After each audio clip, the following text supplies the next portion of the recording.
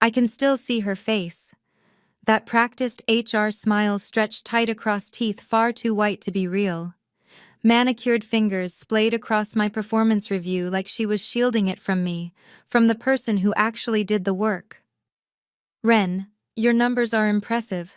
16% is cute, but we're looking for leadership qualities, and Marissa has really shown initiative this quarter. Cute. She called my 16% revenue increase the highest in the department. Cute, like I was a child showing her a finger painting. I don't understand, I said, my voice embarrassingly small. I exceeded every metric. I brought in Harrington Bridge when they were about to walk. That's a 7-figure account. Diane, that's her name. Not that it matters. Tilted her head in that condescending way people do when they're about to explain something simple to someone they think is dim. Numbers aren't everything, Ren. Marissa is more connected. She understands the culture we're building. Connected, of course, because Marissa's father-in-law plays golf with our CEO, because Marissa went to the right schools, laughed at the right jokes, and wore the right clothes. Because Marissa didn't speak with that trace of an Appalachian accent she couldn't shake, no matter how many voice coaching videos she watched at night. I see, I said, though I didn't. Not really. Not yet. I'm sure you'll continue to be a valuable member of the team. Diane closed my file with a snap that felt like a slap. Congratulations to Marissa. I know you'll support her transition. I smiled. I actually smiled. Of course. Congratulations to Marissa. Diane had no idea I'd already applied for a position at Visionary Partners, that I'd been nurturing relationships with our biggest clients for months, that I'd documented every ethical corner Diane and her friends had cut over the last 2 years. She had no clue who I really was. Hey, before I get too deep into this, if you're new here, please like and subscribe. I don't usually make videos like this, but I've been holding this story in for almost 3 years and I need to get it out. It's been gnawing at me alive. So here we go. My name is Ren Adler. I was 29 when this all went down, working as a client strategist for Cerulean Solutions. We built custom analytics packages for mid-sized businesses. Boring, I know, but the money was good. Or at least it was supposed to be. I'd been there 4 years, working 70-hour weeks, sacrificing relationships, sleep, any semblance of a normal life. But I was good at it. No, I was exceptional at it. I understood clients' needs in ways the other strategists didn't. I could translate technical jargon into solutions real people could grasp. And for a girl from a coal mining town in eastern Kentucky, the validation meant everything. My dad broke his back in the Callaway mine when I was 14. We lost our house. My mom cleaned hotel rooms while I watched my younger brothers after school. I worked every weekend at the Dollar Barn to help pay for groceries. College was a fever dream until I won that scholarship. So yeah, I worked harder than Marissa, harder than anyone at Cerulean. I had to. I didn't have safety nets or connections or family money to fall back on. This career was everything I had. The promotion to senior strategist would have meant an extra $30,000 a year, enough to finally pay off my student loans, enough to help my parents with their mortgage, enough to feel like maybe, finally, I'd climbed out of the hole I was born into. Marissa already drove a Tesla. Her husband was an investment banker. She took 3-week vacations to Bali and came back with stories about finding herself. She didn't need this promotion. She wanted it. After the meeting with Diane, I went to the bathroom and cried. Not loud, dramatic sobs. The quiet kind where you press your fist against your mouth and taste blood because you're biting your knuckles so hard. 3 minutes. That's all I allowed myself. Then I splashed cold water on my face, reapplied my mascara, and walked back to my desk with my spine straight. Heard the news, whispered Ellis from the cubicle next to mine. Ellis was all right, the only person at Cerulean who knew I lived in a studio apartment with a hot plate instead of a proper kitchen. That's messed up, Ren. I shrugged like it didn't matter. It's fine. It's not fine, he said, his voice low. Everyone knows you deserved it. Everyone except the people who make the decisions. That night, I didn't go home. I went to this dive bar called the Lantern. Not the kind of place anyone from Cerulean would be caught dead in. The kind of place with peanut shells on the floor and a jukebox that still played actual CDs. I ordered whiskey neat like my dad used to drink before his accident. Rough day. The bartender, Mick, knew me. I came in sometimes when the pressure became too much. When pretending to be someone I wasn't got exhausting. Lost a promotion to someone who deserved it less. I muttered to the whiskey, burning a clean line down my throat. That's capitalism, baby. Mick slid another glass toward me without asking. No, I said, suddenly furious. Really furious. That's not capitalism. Capitalism would mean the best person gets rewarded. This is something else. A club I can't join because I wasn't born into it. Mick just nodded because what else could he say? He understood. Most people at the Lantern came from places like mine, places with more churches than jobs, places the world had written off. I was on my third whiskey when I pulled out my phone and checked my email. The response from Visionary Partners was there, sitting like a life raft in a sea of drowning spam. We'd like to schedule an interview. Simple words, life-altering words. I'd applied 2 weeks earlier after overhearing Diane and our COO, Quinn, discussing how they'd already decided on Marissa for the promotion, but had to go through the motions with the other candidates. I'd been furious, but clever enough to keep it hidden behind a placid smile and a "let me know if you need anything else" for my application. As I walked away, that's when the plan started forming. Hazy at first, just anger and spite. But that night at the Lantern, it crystallized into something real, something achievable. Here's what you need to understand. I didn't just want another job. I wanted justice. I wanted recognition.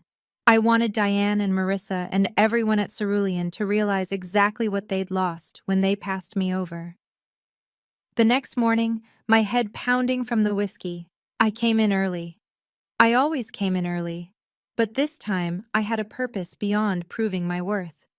I began gathering information. For 2 years, I'd watched Diane's faction at Cerulean cut corners. They'd bill clients for hours we didn't work. They'd repurpose proprietary data from one client to another. They'd manipulate reports to make mediocre results look spectacular. Small things, usually living in the gray area between unethical and illegal. I'd never participated. Not because I was some moral paragon, but because I was terrified of getting caught. When you come from nothing, you can't afford mistakes. One wrong move and it's back to the dollar barn. But I'd seen it all, and I'd documented some of it just as protection, just in case. Now, I began documenting everything. Every email, every modified report, every inflated invoice. I created a secure folder on my personal cloud drive, organizing it with timestamps and explanations.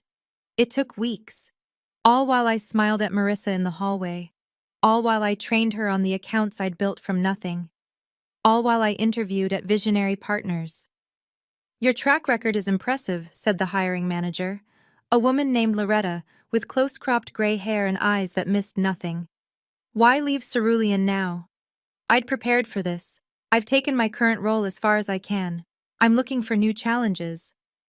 Loretta's eyes narrowed slightly. That's the answer everyone gives. I'd like the real one. Something about her directness broke through my practiced facade. They promoted someone else, someone with connections, but half my results. I expected disapproval. Instead, Loretta leaned forward. And how did that make you feel? Like I was invisible. Like nothing I did mattered because I wasn't part of their club. And what did you do with that feeling? I hesitated. I decided to find somewhere my work would be valued. Loretta nodded slowly. Ren, I'll be honest. We're not just looking for someone with good numbers.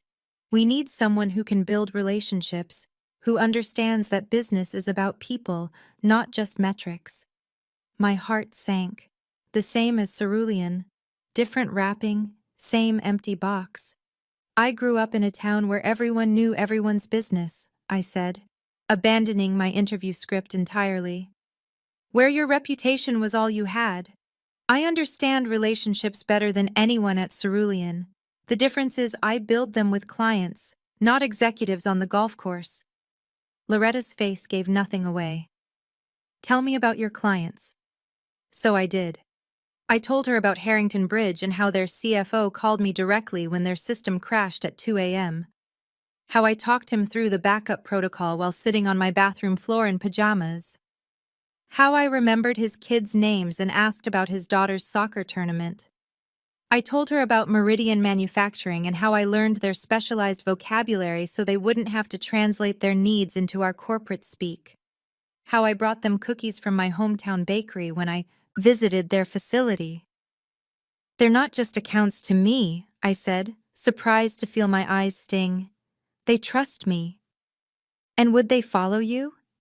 If you moved companies, the question hung between us, the ethical gray area I'd been tiptoeing around. I would never violate my contract, I said carefully. But when clients choose a new service provider, they often want to work with people they trust. Loretta smiled for the first time. I think we understand each other. The interview lasted another 40 minutes, but I knew in that moment I had the job. They made the offer the next day, 20% more than I was making at Cerulean, a signing bonus, and the title Senior Client Strategist. The title that should have been mine all along. I didn't give notice immediately. I had preparations to make, conversations to have, evidence to compile. Remember Quinn, our COO? The one who'd been discussing my non-promotion with Diane. He had a habit of coming in early, too. So early one morning, I knocked on his open door. Got a minute? I asked, my heart hammering so hard I was sure he could hear it. For my revenue star? Always. He gestured to the chair opposite his desk. Quinn was one of those men who aged into his attractiveness, salt and pepper hair, runner's physique, expensive watch that somehow wasn't flashy. I wanted to discuss some concerns, I said, placing a folder on his desk but not opening it. About the promotion, Quinn sighed. Ren, I know you're disappointed, but Marissa has qualities that... This isn't about the promotion. I cut in, though. Of course it was. Everything was about the promotion. It's about some discrepancies I've noticed in our client reporting. Quinn's expression shifted subtly. What kind of discrepancies? I opened the folder and slid a spreadsheet across, one of hundreds I'd compiled. This is the actual hours our team spent on the Pinnacle Media account last quarter, and this, I slid another sheet across, is what we billed them for. The difference was substantial, almost 40%. Quinn's face stayed professionally neutral, but a muscle jumped in his jaw. I'm sure there's an explanation. There is, I said calmly. Diane authorized the billing adjustment. She does it regularly for most of our top 10 clients. That's a serious accusation, Ren. It's not an accusation. It's a fact. I have the documentation. I tapped the folder. I also have documentation of data sharing between competing clients, repurposed analytics, fabricated outcomes dating back 2 years. The muscle in Quinn's jaw jumped again. Why are you bringing this to me now? The question beneath the question. Why didn't you say something earlier? I thought it was just how things worked.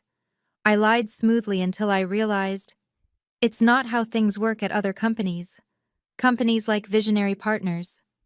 Quinn's eyes narrowed. You're leaving. I've accepted another position. Yes. And what exactly are you looking for here, Ren?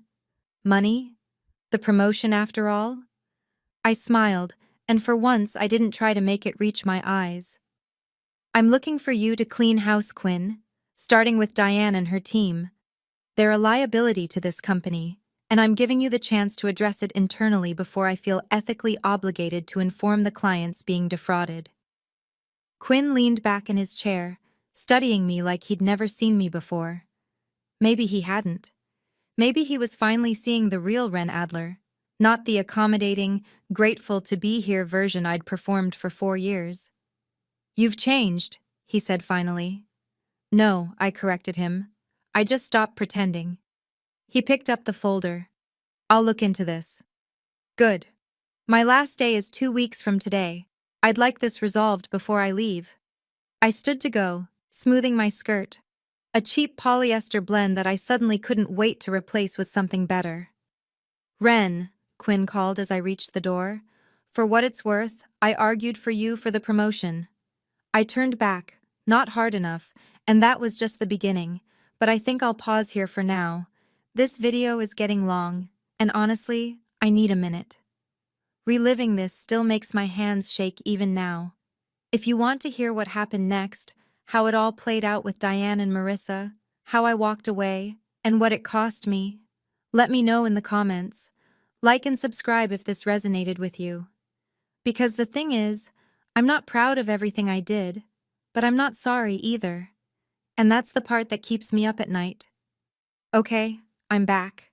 Thanks for sticking with me through this. The whiskey's helping, not the best coping mechanism I know. But we're being honest here, right? So where was I?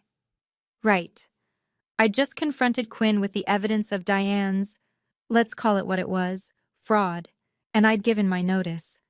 The next 2 weeks were the strangest of my life.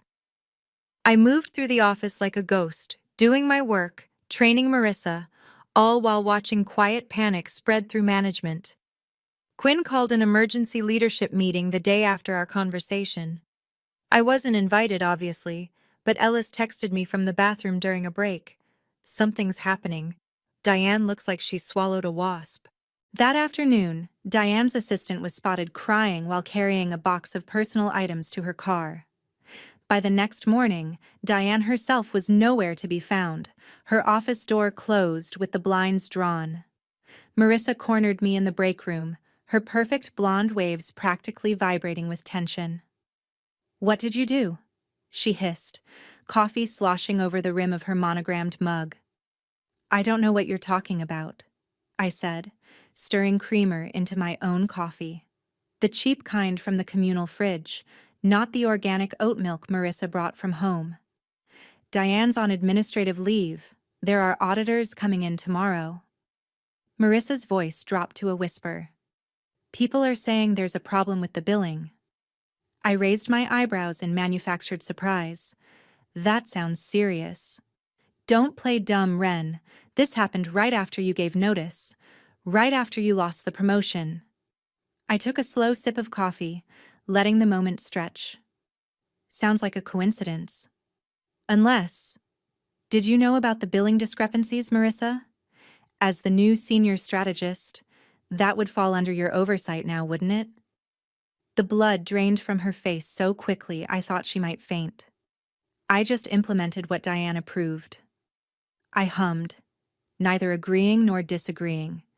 Implementing without questioning. That's certainly one approach to leadership. I walked away then, leaving her clutching her designer mug with white-knuckled fingers. It felt good. God, it felt good. Better than any promotion could have. But I wasn't done. Not by a long shot.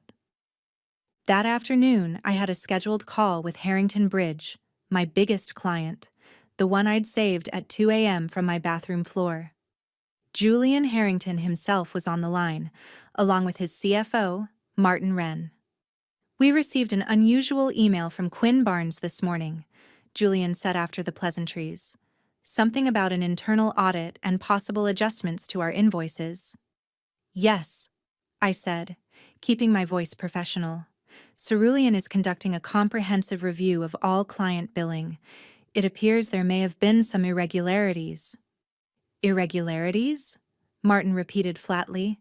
"Such as—" "I'm not at liberty to discuss the details," I said, the lie smooth on my tongue. "But I wanted you to know that I'll be leaving Cerulean in 10 days. I've accepted a position at Visionary Partners." The silence on the line lasted so long I thought we'd been disconnected. "Well," Julian finally said, "that's certainly news. May I ask why?" I'd rehearsed this answer carefully. I'm looking for new challenges and growth opportunities. Visionary's approach to client partnerships aligns more closely with my values. Your values? Martin echoed. He'd always been the sharper of the two. Would these values include accurate billing by any chance? I let my silence answer for me. Julian cleared his throat. Ren, we valued our relationship with you. You've always been straightforward with us, even when it wasn't easy. I appreciate that, Julian. Our contract with Cerulean is up for renewal next month, he continued. Perhaps you could put us in touch with someone at Visionary, just to explore our options. I smiled at my computer screen. I'd be happy to make that introduction. I had similar conversations with 6 other clients that week, never explicitly asking them to follow me, never bad-mouthing Cerulean directly, just planting seeds, watering doubts that were already there. By the end of my first week of notice, the office was in chaos. The auditors had set up camp in the conference room, requesting files, interviewing staff. Marissa looked like she hadn't slept in days, her perfect makeup unable to hide the dark circles under her eyes. Quinn called me into his office on Thursday afternoon. The situation is worse than I thought, he said without preamble, gesturing for me to close the door. I sat across from him, smoothing my skirt, a new one bought with my signing bonus from Visionary. Wool blend, navy, nothing flashy, but real quality. I'm sorry to hear that, I said. Not sorry at all. Diane's been terminated. We're still determining the extent of the billing issues. He rubbed his temples. Several clients have called, expressing concern. Harrington Bridge is requesting a meeting with me and the CEO. I nodded, waiting. I need you to stay, Ren. I blinked, genuinely surprised. Stay. We'll match Visionary's offer. Add 15%, full senior strategist title and responsibilities. Quinn leaned forward. We need you to stabilize the client relationships to show them there's continuity. I almost laughed. Almost. And Marissa? Quinn's mouth tightened. Marissa's role is being re-evaluated in light of her involvement with the billing discrepancies. I see. I let the moment stretch, enjoying the reversal. Quinn Barnes, who'd never bothered to learn where I was from or asked about my family, now looking at me like I was his salvation. I'm afraid I've made a commitment to Visionary. Commitments can be broken. We'll cover any signing bonus you'd have to return. I tilted my head, studying him. It's not about the money, Quinn. Then what is it about? Revenge. You've gotten that. Diane's gone. Marissa will be demoted. If not, let go entirely. It's about value, I said simply, about recognizing what people contribute and respecting them for it. You didn't value me until you realized what losing me would cost. Quinn had the decency to look uncomfortable. Business decisions are complicated. They're really not. Not the important ones. I stood up. My last day is still next Friday. I'll do everything I can to ensure a smooth transition for the clients who choose to stay and the ones who don't. Quinn's voice had an edge now. I smiled. That's really up to them, isn't it? I walked out feeling lighter than I had in years, like I'd finally set down a weight I didn't know I was carrying. The next week was a blur. 3 more clients requested introductions to Visionary. The auditors expanded their investigation to include the last 3 fiscal years. Marissa was moved to a cubicle, her corner office already being repainted for whoever would take over. Diane, I heard through office gossip, had hired an attorney. Quinn was in closed-door meetings with the legal team most days. The cozy little system they'd built was collapsing, and I was watching it happen from a safe distance, already mentally checked out. On my last day, I came in to find flowers on my desk. Not from Cerulean. They were too busy firefighting to think about departing employees, but from Julian Harrington.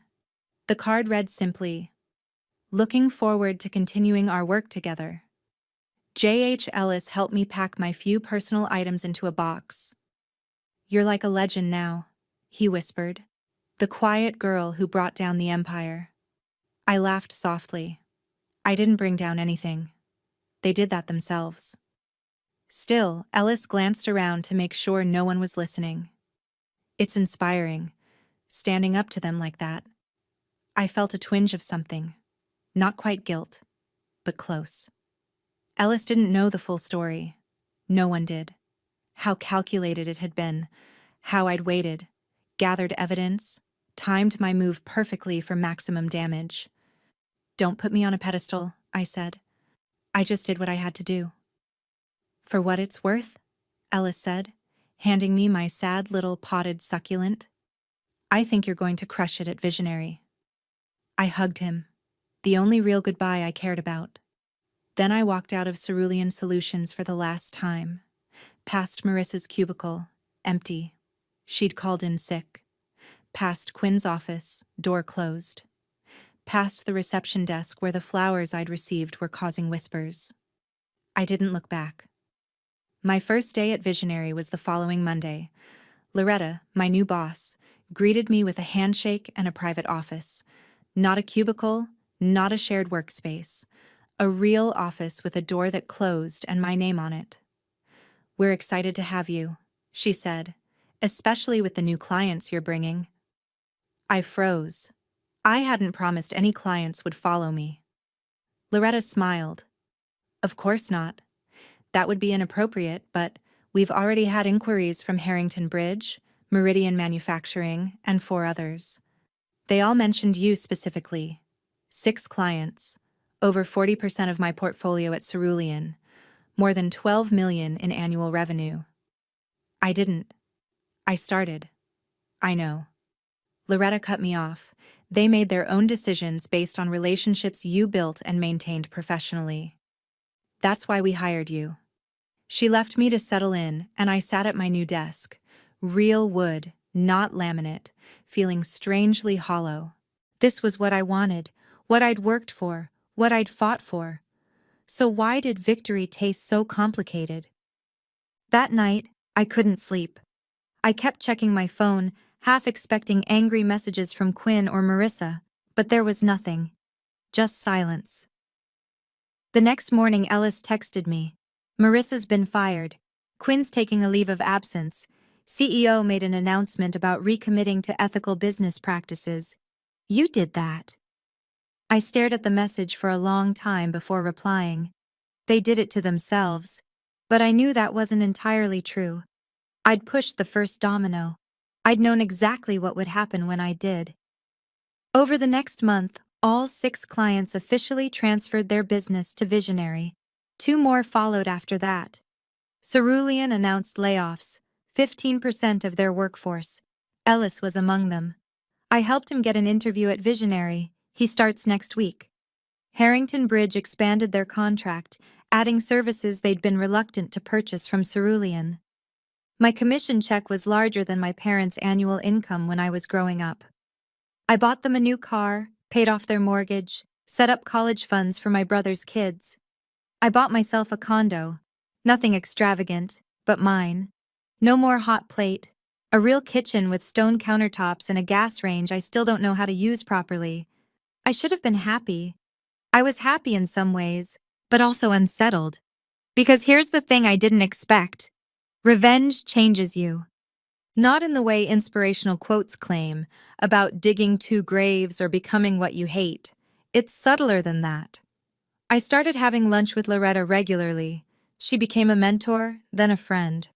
One day, over salads I could now easily afford, she asked me, "Do you miss who you were before?" I put down my fork. "What do you mean? Before Sarowan, before the betrayal, before the revenge?" Her eyes were kind, but uncompromising. "You achieved something remarkable, Ren. You held people accountable, but carrying that much anger, it reshapes you." I thought about it for days afterward. Was I different? Had I changed? Of course I had. Harder, more cynical, struggling to trust new colleagues, always looking for hidden agendas, working longer hours, dating occasionally but keeping everyone at arm's length. 6 months later, I ran into Marissa at a coffee shop. No designer clothes, no perfect hair. Human. Flawed. She saw me before I could pretend I hadn't seen her. "Ren," she said flatly. I nodded. She gestured to the empty chair and I sat. "I got a job at Meridian Manufacturing, internal marketing. They don't work with Sarowin anymore, because of you." I said nothing. I had to move to a smaller apartment. My husband and I separated. Turns out he was only interested in the lifestyle, not me. "I'm sorry," I said, then wondered if I meant it. "No, you're not. This is exactly what you wanted." "I wanted the promotion I earned," I corrected her. "I wanted to be treated fairly. What happened after that was the consequence of Diane's actions, and yours." "I didn't know about the billing fraud," she insisted. "I just did what Diane told me to do, without questioning, without thinking about the clients being overcharged." "That's not leadership, Marissa," I said firmly. She flinched. "It's complicity. You destroyed people's lives." "No," I corrected her. "I exposed the truth. The truth destroyed what wasn't built to last." We sat in silence. "I don't expect you to forgive me," she finally said. "But I've learned from this. The hard way." I studied her face. No manipulation, just exhaustion and hard-won humility. "We all have," I said, finished my coffee, and left. 3 years later, I'm a partner at Visionary, managing a team of 14, ensuring they're recognized, protected from office politics, mentoring those from backgrounds like mine. Sarowin never recovered, acquired for pennies on the dollar. Quinn landed at a smaller firm. Diane left the industry entirely. I'm still figuring out who I am, learning to trust, trying to build a life outside of work. I dated a kindergarten teacher, a world away from Sarowin. It didn't work, but it reminded me there's more to life than targets and acquisitions. I have dinner with Ellis and his wife monthly. I call my parents every Sunday. Small steps toward becoming whole again, healing the parts broken during those years of pretending. Was it worth it? Some days, yes. Some days, I'm not sure. But there's power in standing up for yourself, in refusing to be made small, in holding people accountable. There's also power in moving on, in not letting anger define you. I'm working on that part. That's my story. Not neat, not pretty, just real, just human, just me trying to make sense of what happened and who I've become. If you're overlooked, undervalued, pushed aside, you deserve recognition, a seat at the table. How you claim it, that's your choice. Just be prepared for how it might change you. If this resonated, please like and subscribe. I might share more stories. The business world is full of moments that define who we'll be and what we accept. Leave a comment if you've faced something similar, or if you just want to tell me I'm terrible for what I did. I can take it. Thanks for listening, for lettin'.